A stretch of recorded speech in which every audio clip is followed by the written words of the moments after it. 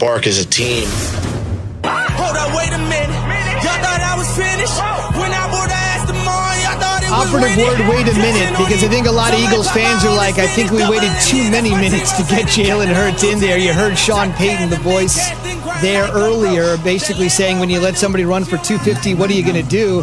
From Payton's perspective, it actually took the attention off his quarterback, the first ineffective performance we've seen from Taysom Hill. But let's talk about the real story on the field yesterday in Philly, and that was the Eagles quarterback, Jalen Hurts. Keyshawn, J. Will, and Zubin, presented by Progressive Insurance. Again, the front office perspective on exactly what the Eagles should be doing moving forward with Mike Tannenbaum coming up here at the bottom of the hour. It's time for Straight Talk, brought to you by Straight Talk Wireless.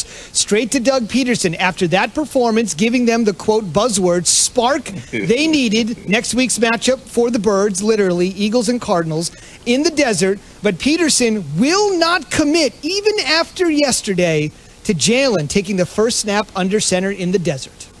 You know, I'm gonna enjoy this one. I'm gonna go home and relax and be with my family tonight and enjoy this win and get ready for the week. Indeed, we have established, fellas, I can see the smiles on your faces already, that Doug Peterson is a good family man. We like to make sure everybody on the show is one of those things. All right, so here's the deal. No laughs here, right, Jay? This is all serious business. You were the first guy to say they got to go to Hurts earlier, sooner rather than later, later rather than sooner. You called for it. Peterson finally did it. I want to give a shout-out to the Eagles' defense. Peterson said it was a team effort. They had 5 sacks, including 3 in the fourth quarter, that put a ton of pressure on Hill. But you were asking for Hurts out of the gate. You saw it. You got it. Why is there any indecision? I have no idea, Zubin. Hearing that sound got me so frustrated because I just want Doug Peterson to give this man his flowers. He was electrifying. Multiple people on the team said that there was a different energy on the field. Did you see that pass he threw to the back shoulder of Alshon Jeffries, 4th and 2 in the second quarter, early in the second quarter? It was an incredible pass, right? He kept so many plays alive. And I give you this. Carson Wentz led the league in sacks. 50 times he's been sacked. The next closest player, Russell Wilson, at 40. I walked away last night saying, Jalen Hurts didn't get sacked one damn time.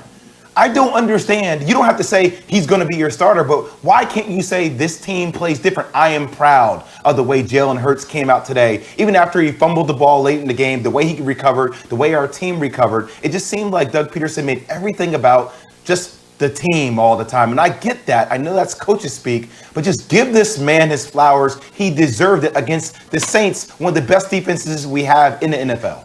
Well, I think, look, I'm not looking for flowers, okay? I'm happy that Jalen Hurts was able to get on the field. I'm happy that he performed at the level that he performed at. You don't want to kick a man when he's down.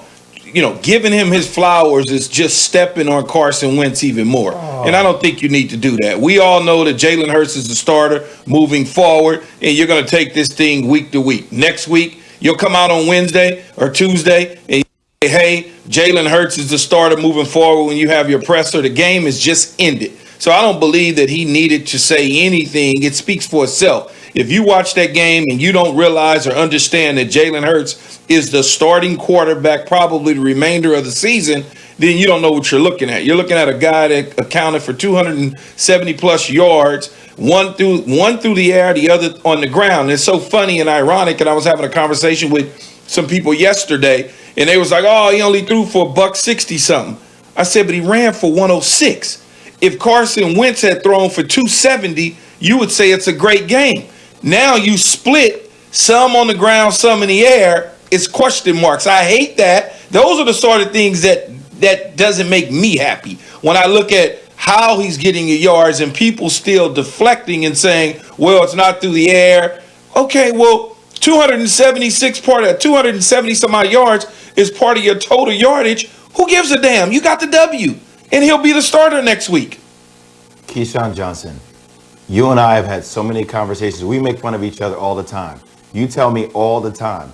You don't have to worry about me. I'm not delicate. I'm not sensitive. Now you're telling me that Doug Peterson is worried about the state of mind of Carson Wentz after they beat the Eagles and they get a huge win?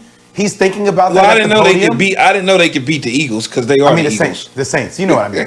Stop it. You know what I mean. Don't try to deflect. You're doing what Doug Peterson does. Stop deflecting. Just tell the truth. No, look, Jay.